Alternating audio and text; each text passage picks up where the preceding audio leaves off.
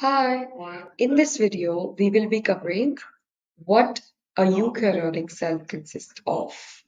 So far we have talked about it has a boundary called plasma membrane and it has cytoplasm, cilia.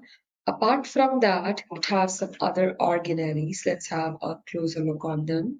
For example, nucleus, which was absent in prokaryotic cells.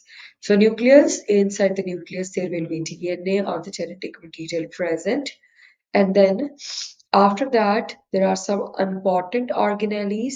For example, endoplasmic reticulum, which is present in the folded form and attached to the outer membrane layer of this nucleus.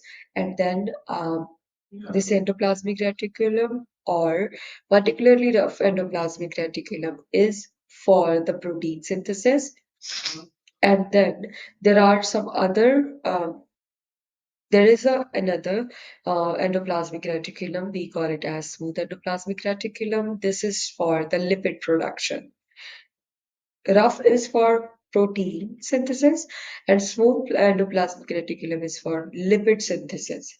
And rough is rough because of the presence of ribosomes on their surface. These tiny organelles are ribosomes, which can be present freely inside the cytoplasm as well, but they are the main organelles that actually contributes to the protein synthesis.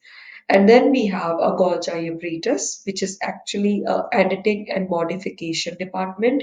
So editing and modification is happening for proteins and lipids which have been formed in endoplasmic reticulums. And then they will be edited and modified inside the Golgi apparatus.